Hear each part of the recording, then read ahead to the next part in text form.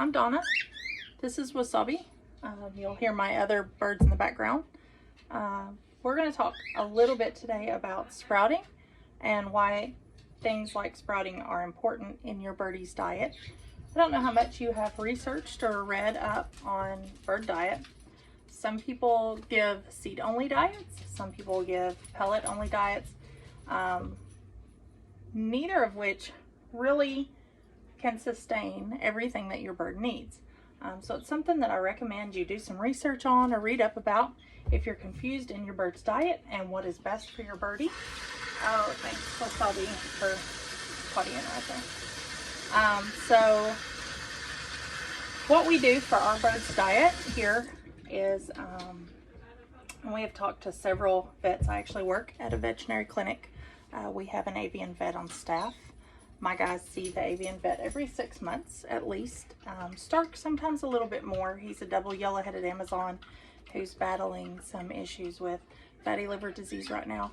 And the fatty liver disease is what caused us to start researching diets and researching what is best for our birds, because we had to get him to lose weight. He was way overweight from his fatty liver disease, and we just couldn't get it off. And when we got him out of, we actually got him as a rescue, we brought him in, he was on a junk seed diet. It was like the cheapest stuff, and the damage was done. He was already had the fatty liver disease, and to maintain his fatty liver disease, to get him to a healthy state, to maintain his health for the rest of his life, which I want him to live forever, we had to get him to lose weight and get him on a better diet.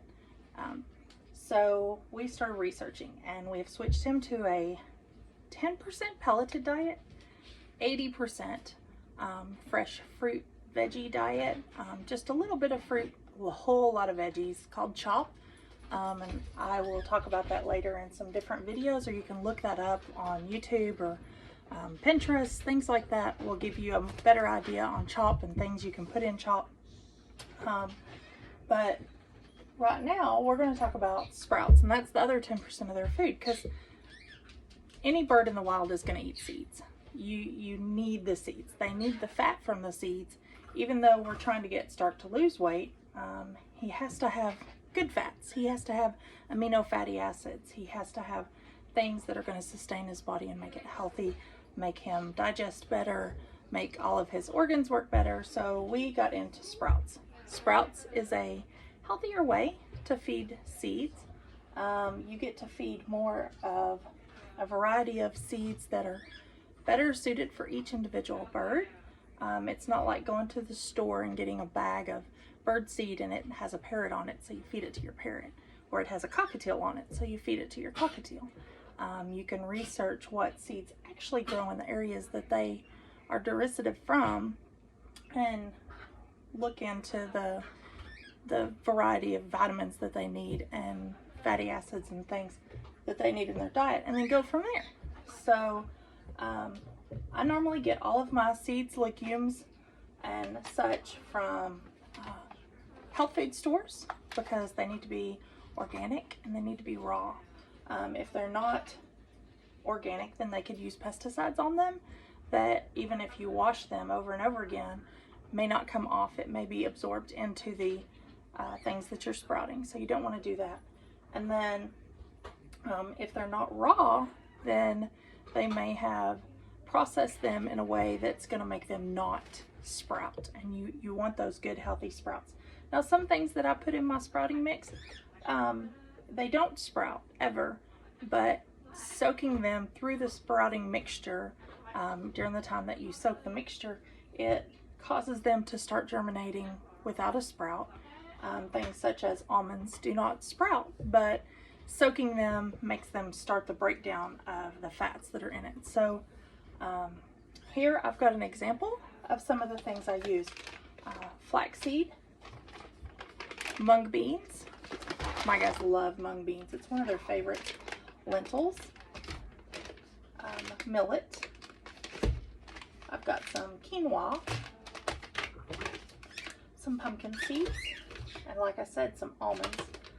So all of these things, everybody says, oh, seed diet is very fatty, and it is fat if it's not broken down. So the process of sprouting makes it to start to germinate. And as that seed germinates, we learned in elementary school, middle school, biology, you know, whatever you took, that as it starts to germinate and it starts to grow or sprout, it starts using its own fat that's stored up in it. So to use these, the seeds produce more amino acids, vitamins, things like that, because they're germinating, so they want to feed their sprout, so they start producing more healthy things. And then at the same time, they use their reserve of fat and they turn it into like an omega fatty acid that is going to be better for your bird. It's going to be easier digestible. It's going to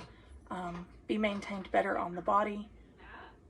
And you hear Stark in the background talking. He is so funny. He went to see the vet today. We posted that video earlier, and 2 of my green cheeks went and saw the vet, and they're doing great, and everybody has settled back in, but that's why I don't have them out with this video. Normally they're the more playful ones and the ones that everybody loves to see, but I didn't bring them out because they just saw the vet today, so they're kind of settling back in at their house. So I've got 2 different jars here with me, and it's a normal wide mouth mason jar. I have a mesh lid on it. Let's see.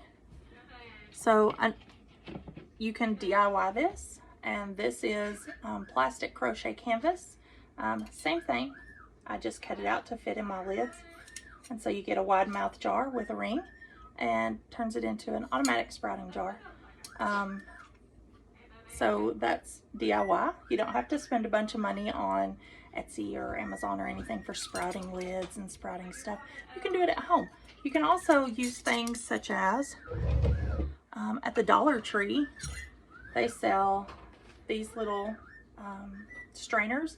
They sell a bigger size. So if you get the bigger size and get a bowl, just a regular cereal bowl, then on the night that you sprout your the night that you soak your sprout, you would lay your bigger strainer into the cereal bowl, and you would use your water in there, and then you just make sure that all of the good stuff is covered, and just leave it in there to soak. And then afterwards you would empty your bowl, and every morning whenever you rinse it, you would just run your strainer that's emptied from the bowl, and you'd rinse it, and then you'd sit it back on the bowl so that all the water can drain off of it, but your good stuff is staying in the basket of this. So that's like $1 DIY that you can go get. I prefer jars. The only reason I prefer jars is because I have 2 or 3 going all the time for all these guys. And so it's easier contained, and I can like move them in rotation across my sink. So that's what we're doing. We are actually, I'm going to show you starting a jar, and I'm going to show you pulling the jar that I have that's ready to harvest or to put in the fridge. So regular wide mouth mason jar. This is my mixture that I already have mixed up. Sometimes I do bird shows or exotic pet fairs or whatever, and I bring mixtures in bags and sell them with templates to hopefully get people to learn a little bit about sprouting and why it's good for their birds, and maybe get them into a variety of things that they can do for their birds to make life a little better for them. Also in this mixture I have, that I haven't shown you, I have some whole peas, I have some chickpeas, I have some spelt and some barley. So that's also added in this mixture. And this is what the dry mixture looks like. So I'm going to put just a 1/4 cup of this. Now, I do it, like I said, just enough to last 3 days for my guys, because you want to rotate, you want to use it quickly, because if you don't start using it quickly when it's fresh, then all those nutrients start breaking down. It's just like a banana that goes bad on the counter. You don't want to use that. So I've got this 1/4 cup. I'm going to put those in there.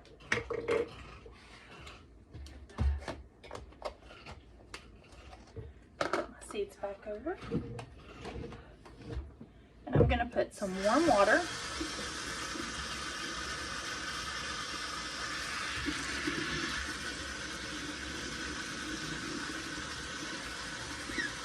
does. What are you doing, chicken nugget?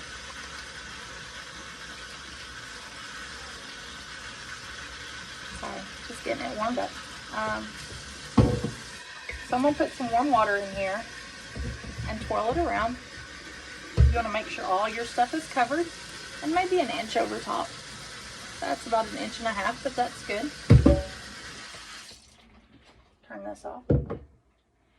This is the brand that I use is called Bragg. You want an organic, unfiltered apple cider vinegar. Now what this does is it will soak into the seeds, and for the 2 or 3 days that you're using them on your counter, it will keep them from building up bacteria, because you don't want any harmful bacteria or mold or anything. And you only have to do this the night that they soak. You don't want to do this every time you rinse them. It soaks into the seed, and that way it's there and it will just continue to stay in there and keep it fresh. I'm using 1 tablespoon of this, and the best way to know that you've got the right stuff, and I used to think this was the funniest thing, is that on the stuff it says from the mother, best stuff around for antibacterial properties. So I've got that, and I used 1 tablespoon. I'm just going to swirl it around, make sure it's mixed in. Now this is my soaking night, so whenever you first start it, it soaks overnight, at least 8 hours. After that, it will not be wet. It will not have to soak anymore. That's all the soaking that it does. So that's ready to start, and I'm going to set it right over here and let it soak overnight. And then tomorrow, this is what I'm going to do. So this is a jar of seeds that has been sprouting for 2 or 3 days. I'm not sure. I just use them, and whenever I see the tails in the sprouts start coming out, I know that it's ready. So in the morning, whenever I get up, I'm going to take this, swirl it around a little bit, and I'm going to empty all that water out. Then I'm going to go and turn on the warm water again, and I'll just do it through the lid right there at the sink. Swirl it around.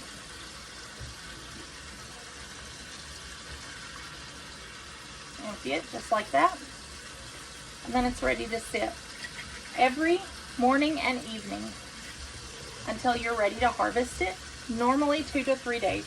You can harvest it as early as 24 hours, because once that 24 hours is hit, your seeds are starting to germinate. So it can technically be ready to go, but my guys like a tail on their seeds.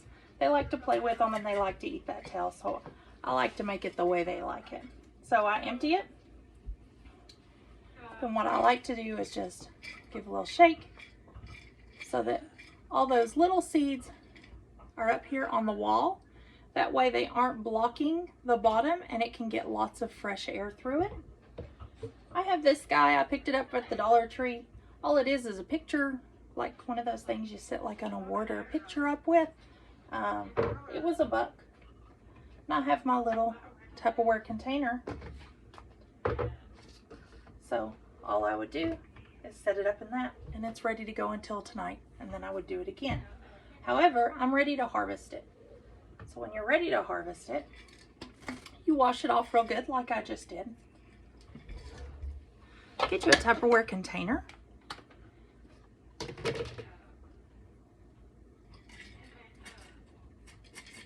Shake them all down to the bottom. Keep your lid off. And there are your sprouts. Lots and lots of sprouts.